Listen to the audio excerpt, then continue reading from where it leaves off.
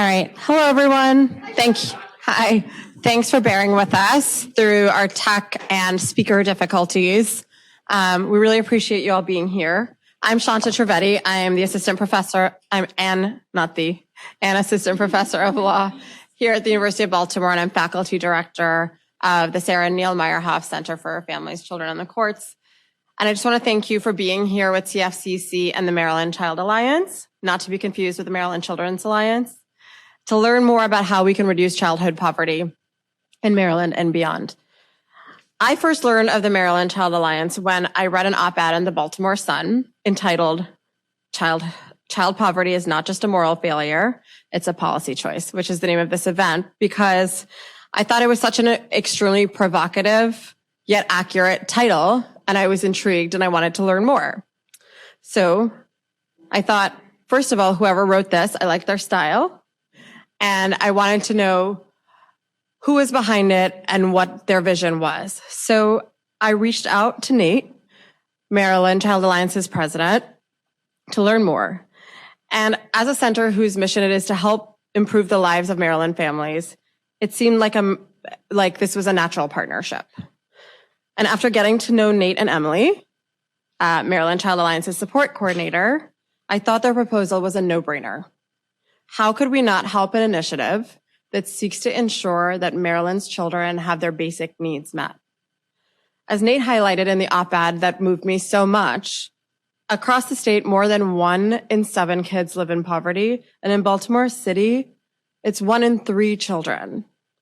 To have that be true in any state in the country is awful. To have it be true in our backyard in one of the richest states in the country is unthinkable. And I know we all think we don't have the time to take anything more on. I feel that way all the time, every day. But I just want you to know that for those of you who don't know, Nate and Emily are full-time teachers in Baltimore City Public Schools who are leading this initiative in their free time. So if you think you don't have the time to pitch in, you do. And I hope as you listen to our panelists, you'll understand why all of us at CFCC felt compelled to work with Maryland Child Alliance, and you'll join us as well. I'm excited to introduce you all to Nate Golden. And while Nate has spent the past 5 years working full-time in the classroom, he's also been heavily involved, it's going to go reverse order, don't worry, in policy and advocacy. And most recently, Nate worked as a policy analyst at the UBI Center, where he focused his research on anti-poverty policies. Unfortunately, our next speaker, Aubrey Edwards-Luce, can't make it, but Aubrey's going to record her remarks and we'll post them to the website and we'll send them out to all of you who registered for this event. Rain and traffic are not on our side tonight. But just to introduce Audrey so you know who, unfortunately, you're missing, but you'll catch later. Aubrey's the Vice President of Child Welfare and Youth Justice at First Focus in DC.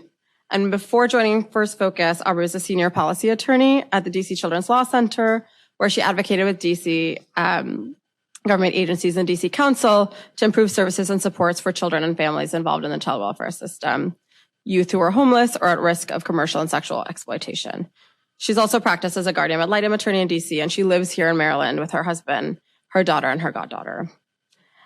And last but certainly not least, we have Wendy Davis, who's a parent advocate at the Maryland Office of the Public Defender. And Wendy's job is to support parents whose children have been removed from their care as they navigate the child welfare system. Wendy's a certified peer recovery specialist, a registered peer supervisor, a certified community health worker, and a Roper alumni. That's a long list of accomplishments, Wendy. In September 2022, Wendy was presented with the Carol Conquest Peer Leadership Award in recognition for her outstanding commitment to the Baltimore recovery community. Wendy is motivated in her work by her own lived experience of a childhood witnessing her parents struggling to take care of her and her 7 siblings. Wendy is driven and determined to share her experience, which she'll do with you tonight, her strength and her hope with other people who are experiencing those same struggles. And that's it for me. I'm going to pass you over to the people you came here to hear from, Nate and Wendy. Thanks. Ooh. Hello, everyone. Hi. I don't feel like I need to introduce myself because Shanta did a great job at introducing me.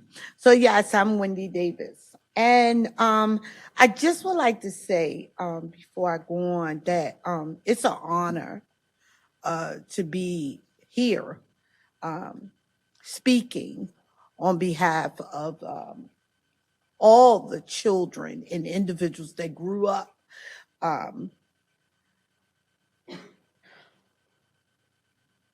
not having enough.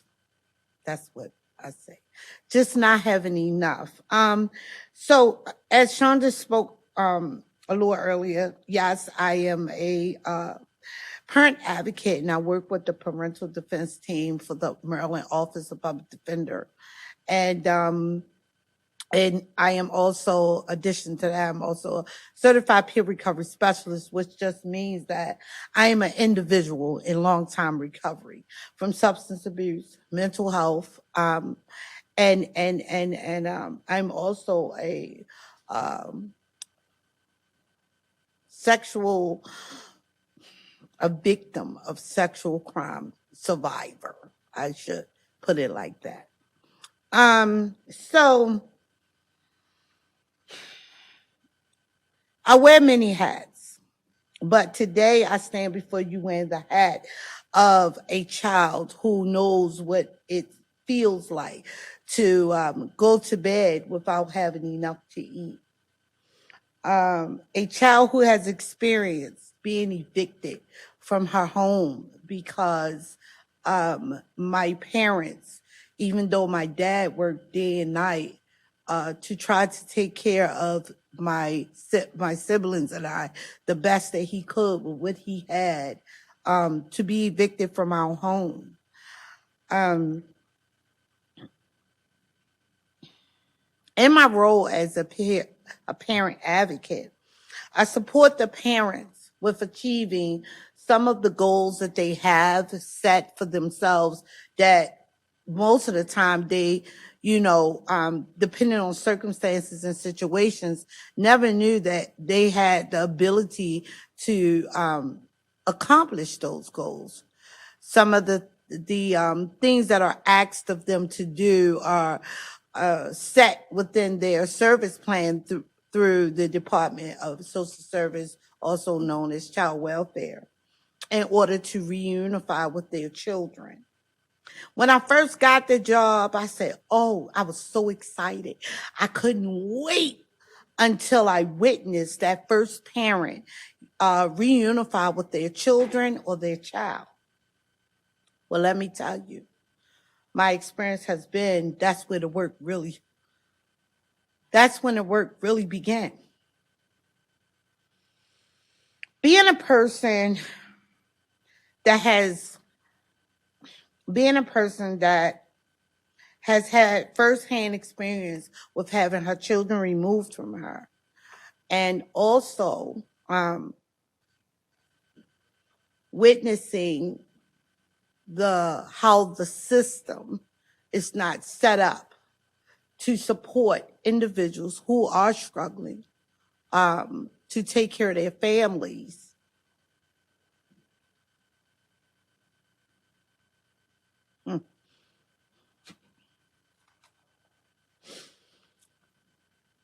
I thought that everybody else's situation would be like mine.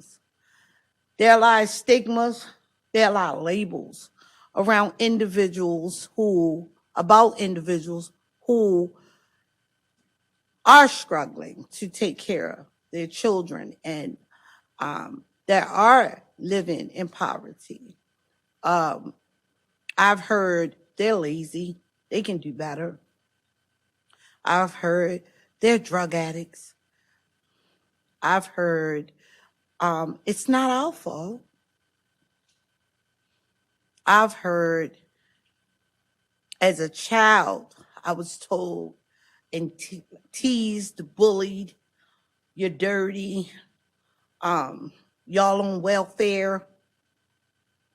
Things that will stick with me forever. So what I've witnessed is women, parents in general, actually making a decision to place their children with the state only because they don't have what they need financially to take care of their children. I've also witnessed children being removed from families, parents, because they did not have decent housing, clothes to put on their children, nutritious meals. Poverty for me looked the same as a child.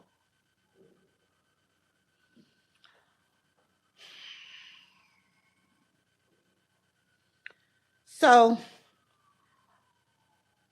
I do know from my own experience that poverty leads to street violence, it leads to prostitution, it leads to drug abuse, it leads to misdemeanor and felony crimes from murder to shoplifting. I can say that one of the many things that broke my heart to witness was for one of the parents that I worked with to reunify with her children, her youth children, to disclose to me that she did not have enough money to buy her two youth daughters, teenage daughters, sanitary napkins. And not to have enough money to buy milk to go with the cereal. I can remember growing up, and I had said this, I had shared this with Christina.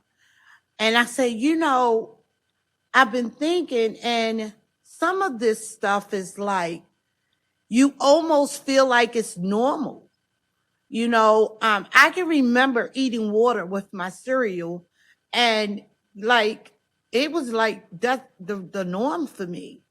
And just to live with a relative who was in a better situation than my mom financially, to do that, and she look at me and say, "Why are you doing that?" And I'm like, "What do you mean? Why am I doing that?" That's where when this parent shared with me that she did not have enough money to get sanitary napkins, and her children, young daughters, were using tissue napkins. It took me there. Not having enough. So I talked about the stigmas. And with this individual, I said to myself, I knew that she was not lazy. I knew that she wasn't on drugs. I knew that her situation was what it was because she was a victim as well. But not only that, she had health issues and her foot got amputated. So she couldn't work. And while we wait for the welfare system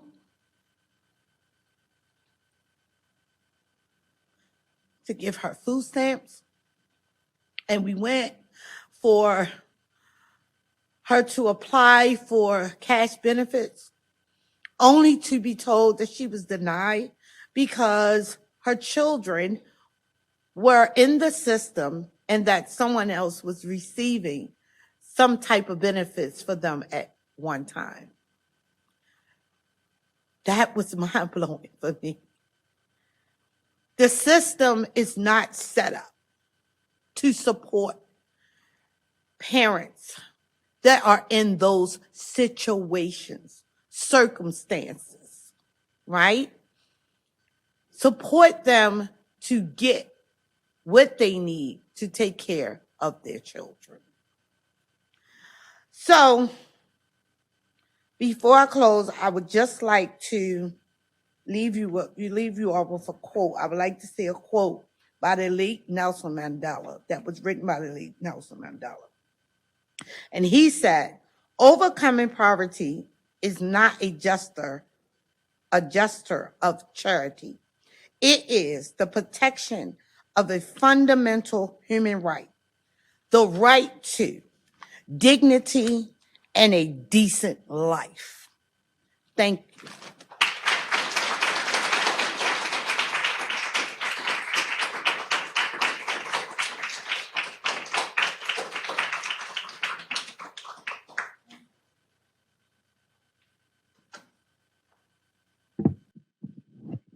I'm gonna use this.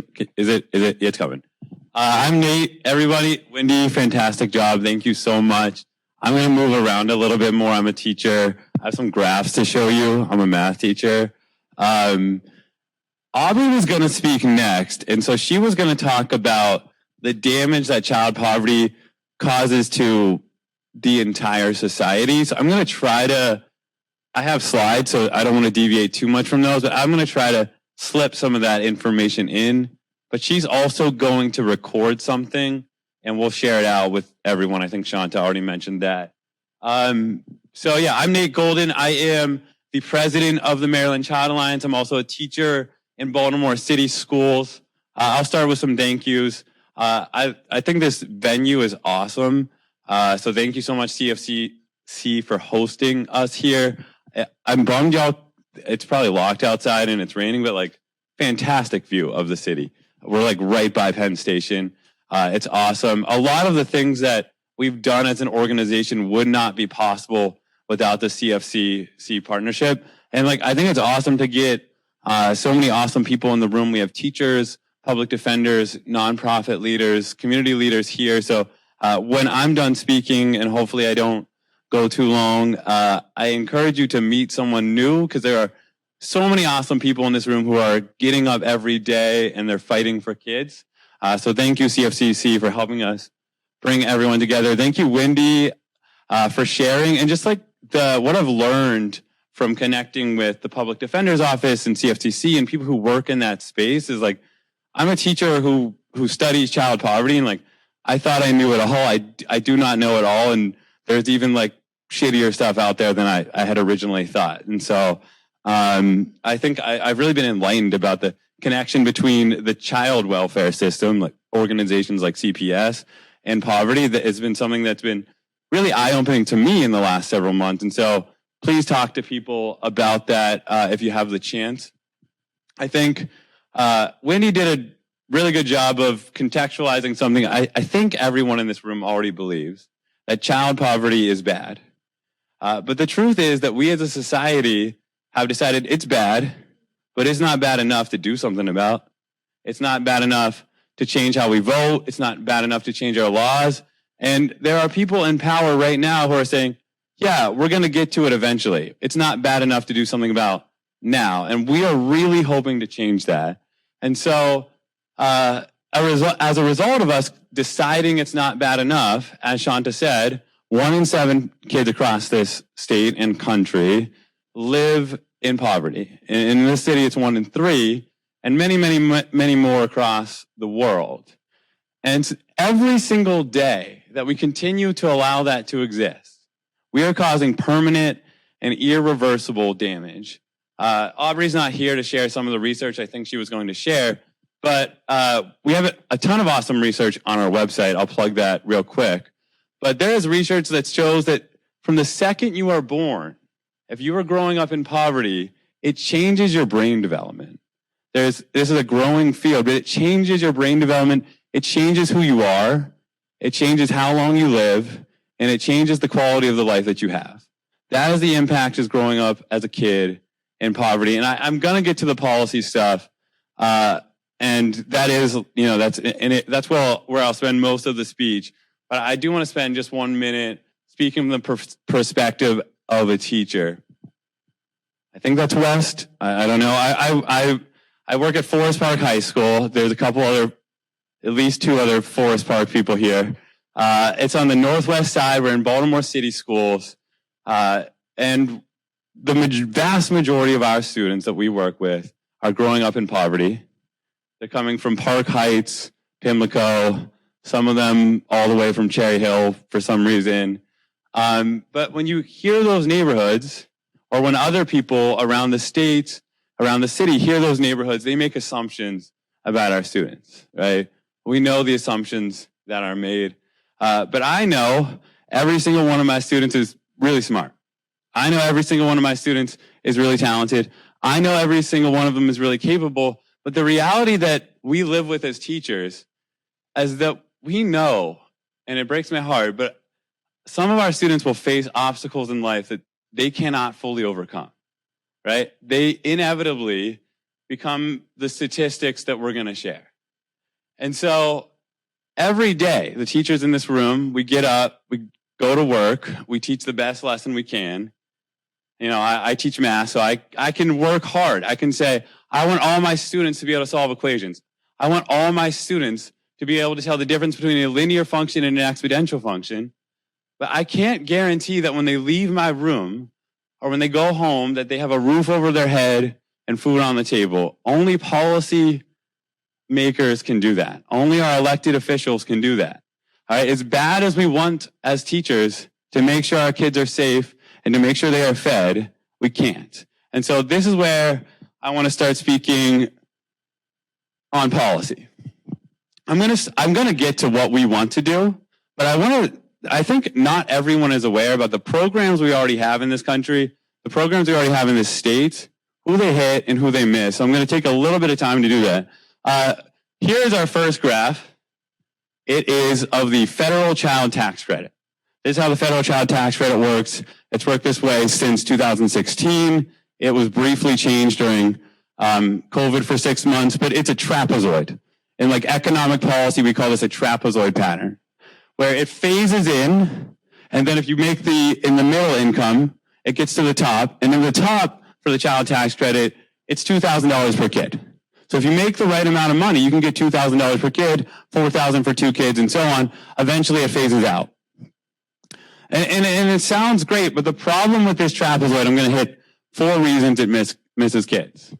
One is that you are not eligible for a single dollar of the child tax credit until you have $2,500 in income. And we think, oh, most families have that. Well, about 8% don't. Kids that are being raised by grandparents, kids that are being raised by elderly parents, kids that are being raised by disabled parents, for whatever reason, there are about 8% of kids who are not eligible for a single dollar of the child tax credit. Once you earn over $2,500, it phases in at 15%. So if you earn $2,501, you get 15 cents from the child tax credit. If you earn $2,502, you get 30 cents. And it phases in until you get to your full credit.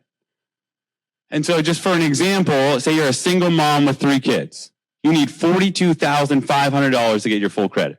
You have to earn that. If you earn any less, you don't get the full credit.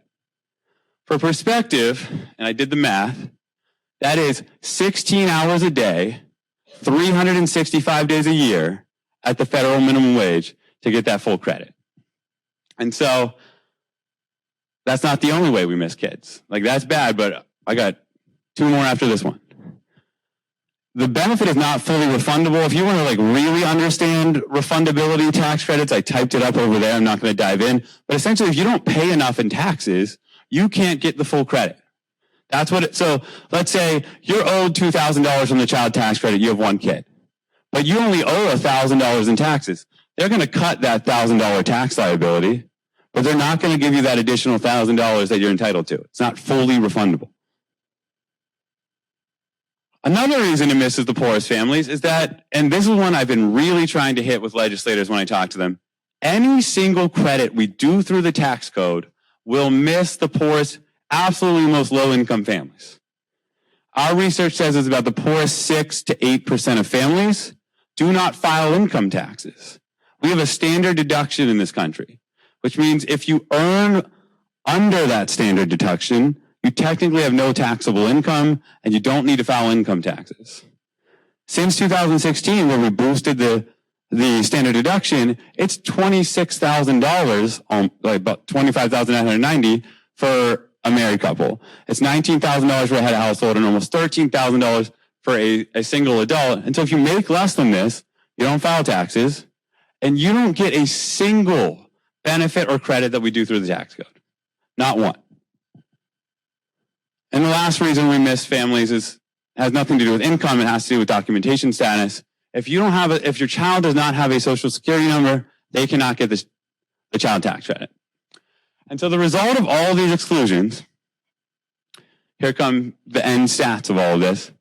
One third of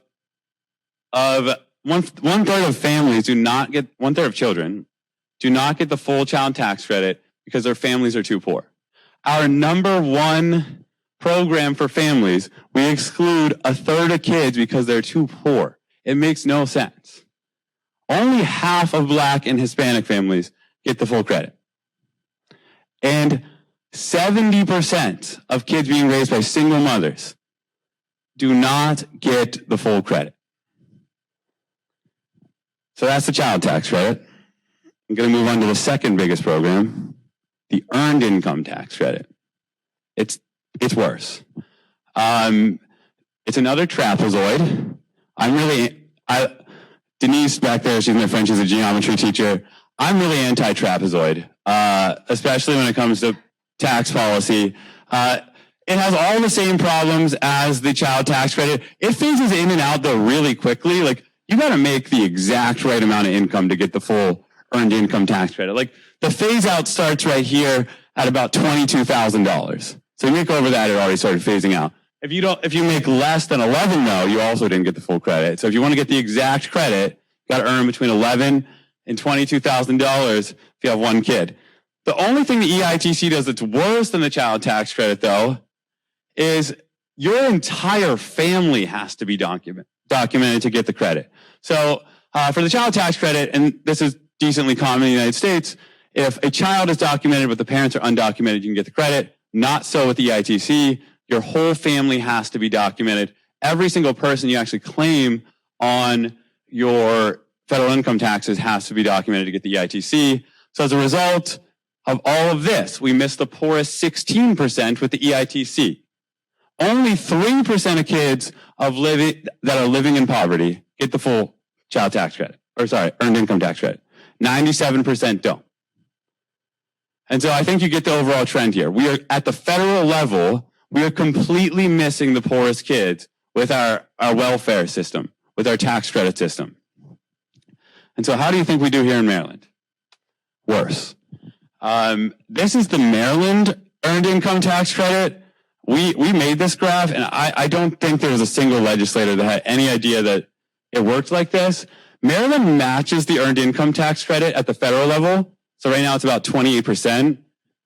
But they throw in some really weird rules, and so that we don't get a trapezoid, we get almost a triangle.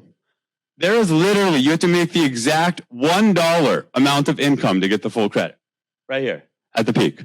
That's not a $2 peak, that is a $1 peak.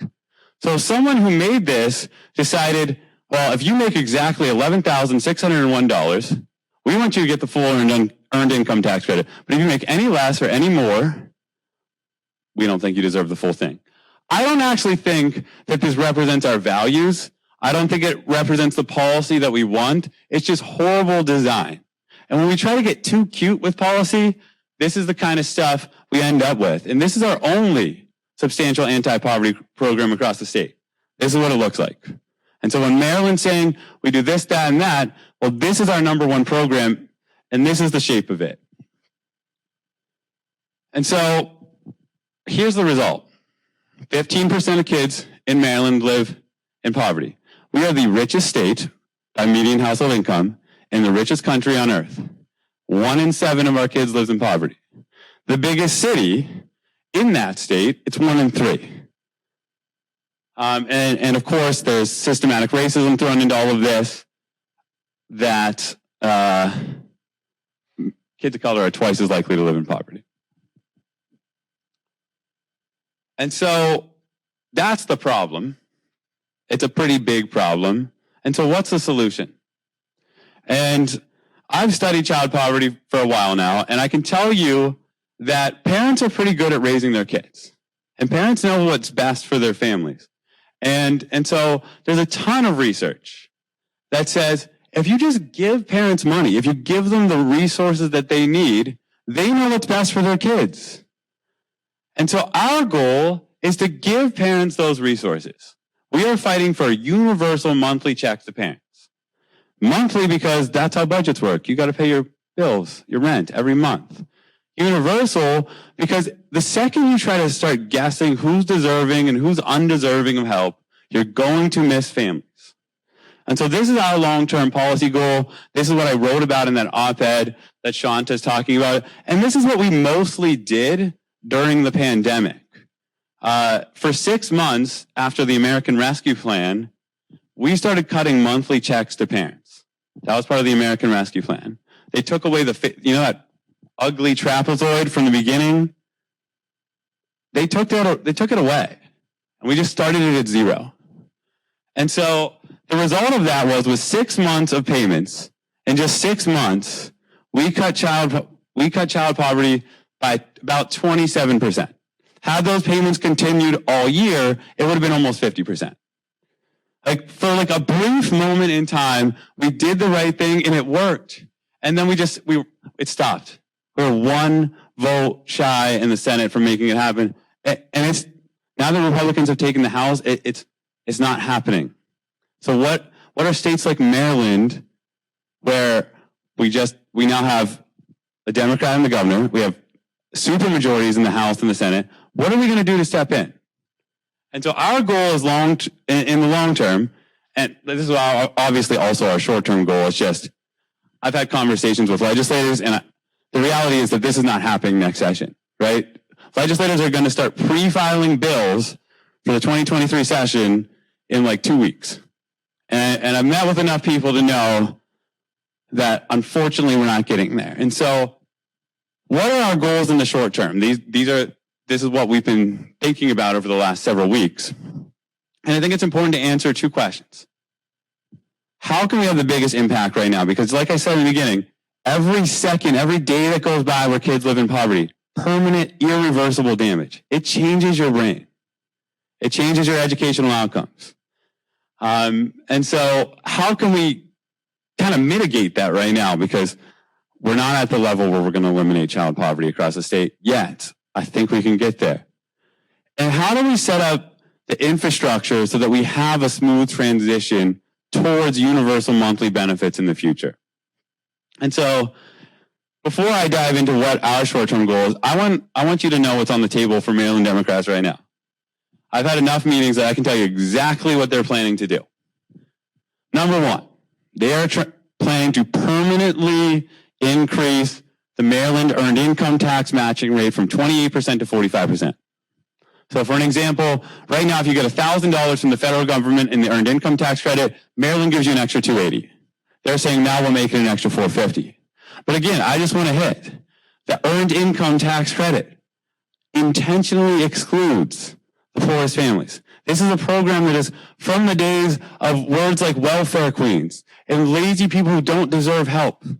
And so why are Democrats matching this program just blindly? It's like they don't think about it. They're just like, earned income tax, good. I heard that's good. I'm going to match it. No thought into how we can actually help families. And the second one, it's not even worth hitting, but you're going to hear about it. And so they want to do a child tax credit, but the eligibility rules are so ridiculous that our estimate is it hits 1% of kids. The comptroller's office did an estimate. They got 1.4.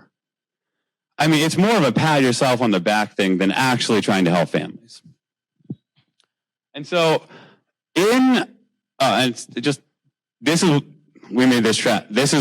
the shape of the earned income tax bill. If you're a parent with 1 kid, this is what Maryland Democrats are trying to pass when there's not a single Republican in their way.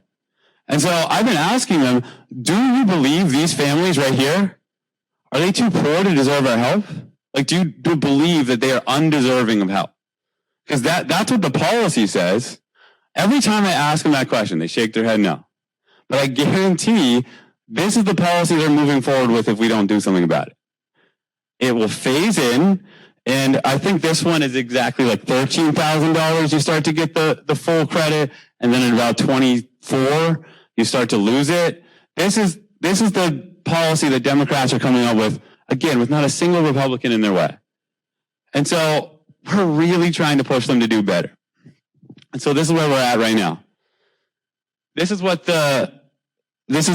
what the EITC mostly looks like. I took away the weird triangle and smoothed it a little bit just for purposes. That's the blue. We're the red. We're trying to get them to get rid of this phase-in part. Say, if you make $0, you still deserve help, right? These families, they actually deserve the full credit because they're clearly going through something. And it still has to phase out. Our goal is universality, and this phases out pretty soon. But the EITC bill that they're moving forward with costs $200 million. Tax increases of any kind are not on the table next session. So we're saying, how can we take that same $200 million and actually include those families? And so that's our goal right now. And like I said, I'm about to put up a link in a second if you're interested in helping. Like, this work is happening right now. The Baltimore City delegation is meeting right now. We really messed this up and put this event at the same day as this. But they're meeting right now and they're talking about the issue priorities. I submitted written testimony, but they need to hear from a lot of people that hey, I teach kids growing up in poverty every day, or I work with families experiencing poverty every day. Why are you excluding them from your biggest piece of legislation in 2023? They need to hear those voices now, because pre-filing starts at the end of November. And then the session's in January. And so we want to get ahead of it before they spend $200 million. And then next session we hear, well, we just spent $200 million, so we can't spend on this now. So we're trying to win it right now. So I don't have a big closing argument. I just want to say thank you, everyone, for being here. Please mingle. We're going to end with a short Q&A for mostly me and Wendy. But I do think that there are people in here that have expertise to share. So if someone asks a question, you're like, I have a really good answer for that. Me and Wendy are not the only experts in this room. There are so many awesome people. Please follow us on Twitter. We are M Child Alliance because MD Child Alliance was already taken by the Maryland's Children Alliance. If you scan that QR code, you'll get a Google form. Essentially, that's going to be a volunteer listserv. I'm going to be sending out things like, hey, can you send this email to your legislator? Can you call your legislator? Can you personalize this a little bit? Because this is happening now. And we're trying to think of ways to get more folks involved. So yeah, with that, Wendy, I'm going to invite you back up here. I think all these microphones work. So if you... Oh, you'll just walk around. Cool. Yeah. Wendy, do you have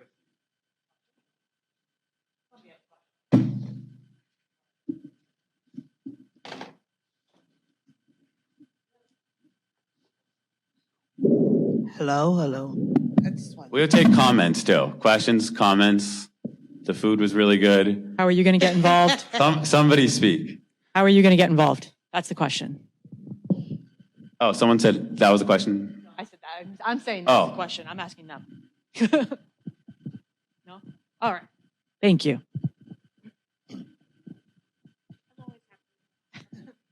Hi, my name's Marley Mielich, and I'm here representing Delegate Mark Edelson, Delegate-elect. And trust me, he's going to hear about this from me tonight. So if you wouldn't mind sending me those slides, that would be really great, so I can show him. Okay? Yeah, and I just want to give a shout out there. Mark is a recent elect to District 46. And out of all the legislators I invited to this event, he made this a priority and was very apologetic that he couldn't be here because of the city delegation meeting. And you're incoming chief of staff, right? Cool. So, and made it a priority to send someone from his office. So, shout out to Mark there. I really appreciated that because some legislators just said, sorry, I can't make it. Some said nothing at all. And so that was really thoughtful and we enjoyed that. And I think Mark will be a partner in this work. And a lot of people here live in 46 probably.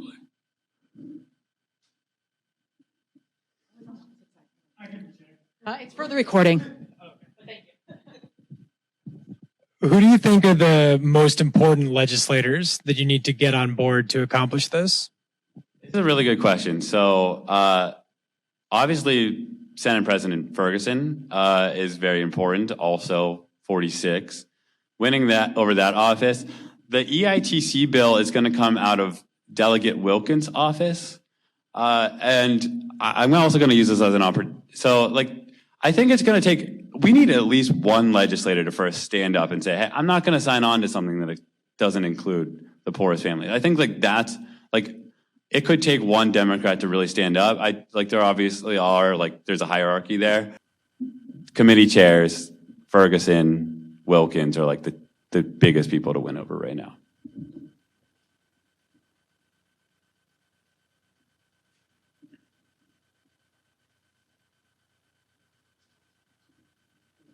Hi, my name's Haley Lichterman. I'm from the Office of the Public Defender. So I have a question for both of you. So Nate, your shirt says all poverty is a policy failure. I think that the question that I imagine you get a lot that I want to hear your answer to is, how do you pay for all of this? Because I think those of us that are kind of boots on the ground have lots of ideas of how the state is spending money. And then Wendy, in the work that you're doing, what are some of the ways you see that the state gives money to certain people but not others, and like how it could sort of be redirected? So I am so happy that you asked that question. So one of the ways that I see money being given to individuals that I like to say foster consultants. They receive the benefits. They get the money. And so when the children reunify with the parents, there's no support. There's no support. I've witnessed myself, like actually witnessed a child being reunified with their parent on, let's say it's the 5th of the month. And that child coming to the parent, and the parent, of course, having the things that were put in place in order for them to get the child, but the necessary stuff, like food, like a bed, like those things, clothes, those things that they need, they don't have the means financially to get them. And so, of course, the foster consultant received the funds at the 1st of the month. Just 5 days later, that child get placed with their biological parent and get no support. And I feel like, Nate, I don't know, maybe we can make this happen.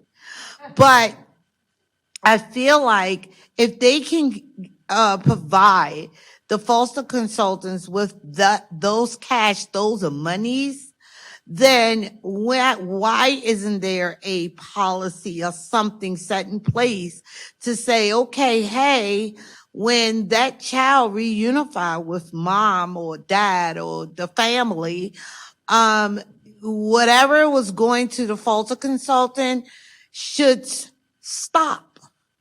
And something should be given to the parent to support them. And and I'm going to be quiet. I just want to say one more thing. And what I've witnessed is that it causes so much friction, especially with older children. When they reunify with their parents, it caused so much friction because you just took me away from something that was stable. I had everything I needed just to come home. And of course, they love their parents. They really want to be with them. But to come home and then to struggle, it's set up to make it look like over here is better than where you're from. And it's not fair. It's not fair to the children. It's not fair to the parent. And it causes a lot of problems. That was great. I mean, yeah, we'll pay people to raise someone else's kids, but not help them raise their own. It doesn't really make any sense. Bottom line. So I think, and that isn't, like, when I say, like, I've learned a lot connecting with people in the child welfare space, like, that's an angle I hadn't thought of before. Like, why won't we help people raise their own kids? To go back to the other question, like, how are we going to pay for it? We do have this awesome graphic over here. How are you going to pay for it? And I wanted to get ahead of that because, like, I know Haley's not asking that in snark, but like that is a question that any progressives are used to getting in snark. And like, I love that question. Like, we have a spreadsheet. How much you want to spend? Like, let me walk you through the options.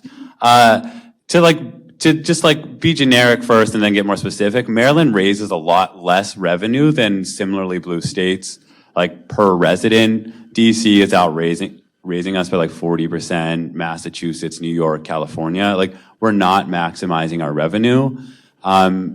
A lot of that is like our top marginal income tax rate is 5.75%. In DC, right next door, it's 10.25%. We have a lot of loopholes in the form of itemized deductions. So like, I'm open to any pay for, like when I meet with legislators, like, you know, one way to pay for it is to like get rid of these old archaic systems like the EITC and replace them with more inclusive and more progressive systems. I'd also like just generally like to see the money come from folks at the top. And I think the best way to do that, like you can raise the rates all you want, but those are like the big scary numbers, but getting rid of those itemized deductions, which are essentially loopholes, it cost us the Maryland budget is $54 billion a year. And like, so when something's costing us $2 billion a year, that's a lot. And so it does cost us multiple $1 billion a year. There's other creative ways. 27 states tax cars as property. We've looked into that. I just like throw out a million options when I meet with legislators and like see where their ears perk up. But the most likely scenario is that what is happening in Maryland is that we are underestimating how quickly the rich are getting rich. And so every year we do have some extra money. And so that's what's happened this year. They have an extra, there's also COVID money. So it's hard to say what money is what money, but that's why they're thinking about putting 200 million into the EITC is because the money's there. They're not doing anything to raise that revenue. It's there. It's free money. So I think it's about getting them to use the free money smart, but just like also fixing some of the loopholes we have and just like looking to states that do it better than us. So I want to add to something Wendy said, which is that everybody here at the OPD, my old job, we all got paid to help remove children from their homes or get them back, but they've already been removed, right? Right. We're part of that system. And so our tax dollars are going to that.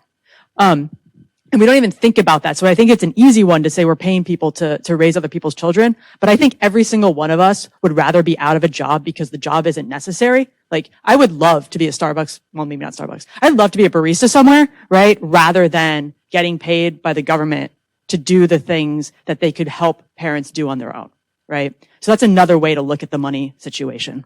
Absolutely. And I actually just want to hit one more point there.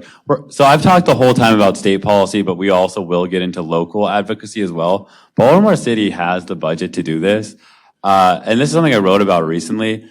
The reason it seems like we don't have the budget for anything in Baltimore is we spend so much money on policing in this city. Like, I don't actually think most people realize that like every city in America spends a lot of money on police and we're like number one. Next year, in the 2023 budget, it's more than $1,000 per resident. So if you live in Baltimore, $1,000 of your local tax dollars, just your local tax dollars, is going to fund the police. The national average is $350.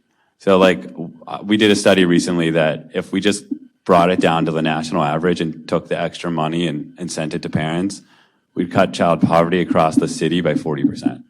Like, bam. So you could cut dumb funding too. And I would just like to add, like, I had to think about it when I thought about the topic, and when I talked to you, I was like, wow, poverty, right? And I always knew that my family did not have enough, and I thought it was I was very embarrassed. It was embarrassed to say, oh, I grew up poor. Oh, I grew up, but today, no. Because what I realized is that a lot of people, such as I thought the same way. Look, when you hear the word poverty and you think about children, for me, I vision, oh, well, I didn't eat out the garbage can. I didn't sleep in alleys. Well, there's different types of poverty. And relative poverty is real.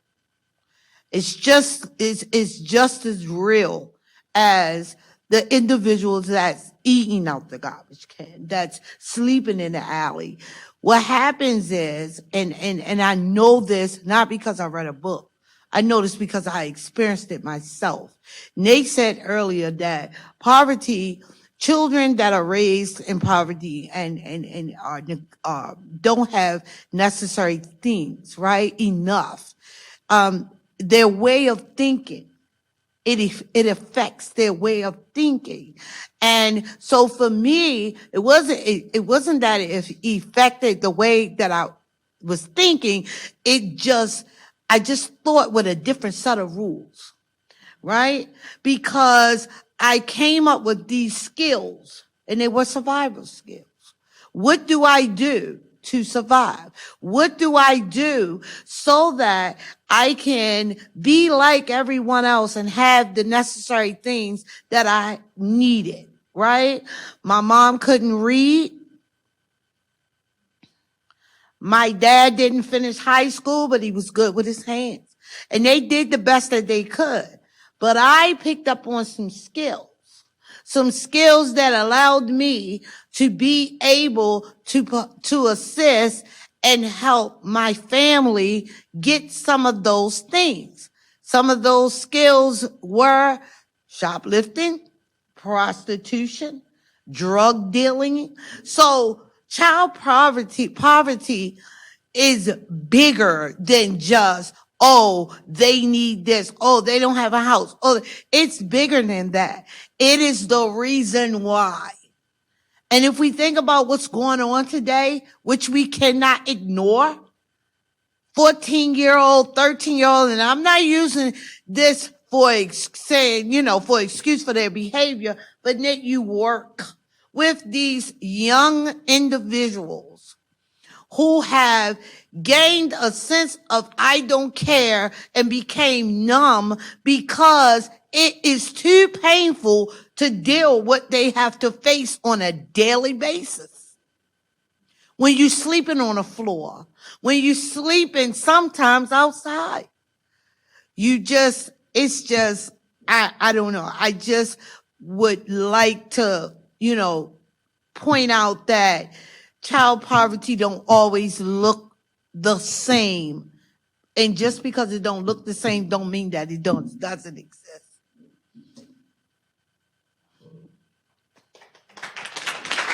Oh, thank you. I first just want to thank Wendy and Nate for your very moving and it's insightful perspectives. I think it goes without say that we've all come away from this with something. I'm actually a 1L student here. My name is Aristides Haji-Pintelli. But prior to law school, I got my CPA.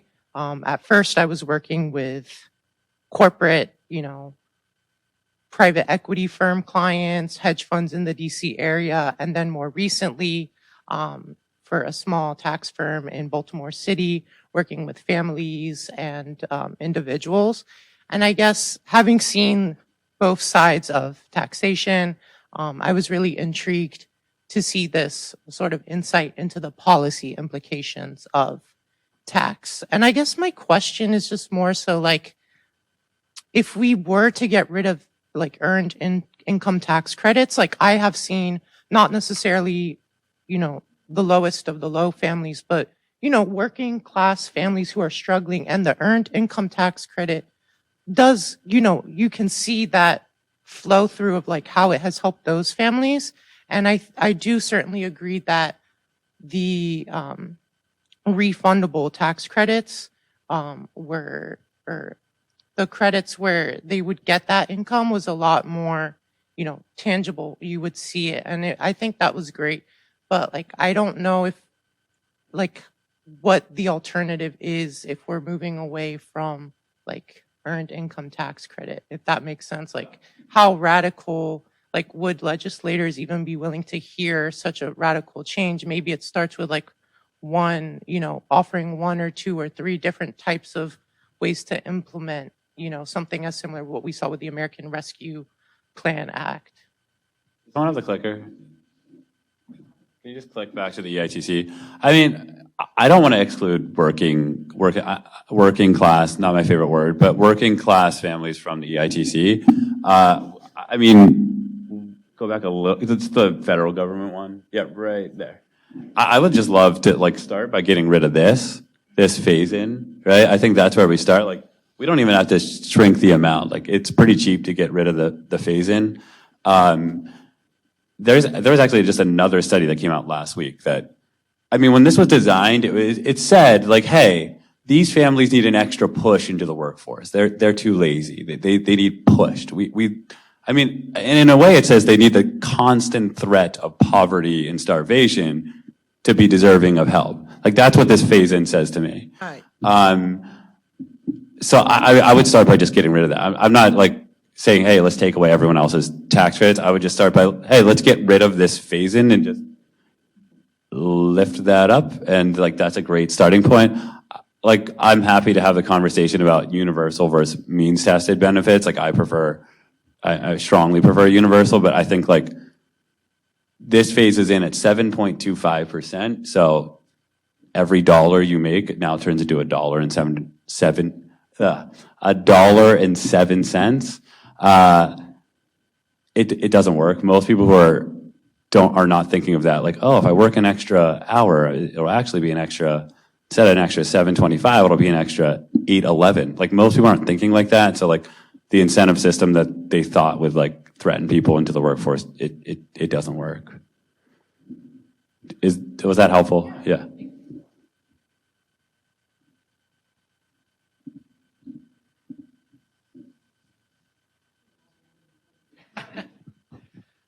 You said something earlier regarding the in your discussions with the cash program, for example. What has been legislators' like resistance to this? Like, if they're engaging in a discussion, what's their defense of the earned income tax model? Because as someone who wants to become more involved in advocating for something like this, it'd be important to be articulate about Sure. what their historical resistance has been in defense of that. Yeah, I mean, I think a lot of it is like status quo bias. Like, these families have been getting this and these families haven't. But the truth is, like, when I say let's get rid of the phase in, I have not had a single legislator who didn't like agree with me to my face.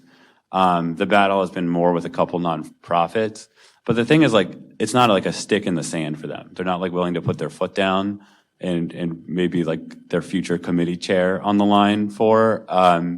So like, that's the biggest obstacle that we face. I've like learned to take a slightly different tone in the meetings, just being like, are you going to stick up for this? Like, does this represent your values? Like, I think it's starting to work a little bit. And I think like the next few weeks will tell. If you're here at this event, we'll send an update like in November, whether yay or sad. Well, it is 7:22. These were some amazing questions. You guys were great. Wendy, like, thank you so much one more time. You shared a lot of personal stuff that I think really helped with the message here. Check these out. Emily worked hard on them. We'll be around for a while. Come say hi. I would love to meet all of you, because like, I really appreciate you taking your time out of a rainy day to be here. And it's not easy to park in Mount Vernon if that's how you got here. So thank you. Like, thank you for everything everyone in this room already does. I hope we can do more together, and I look forward to working with you all.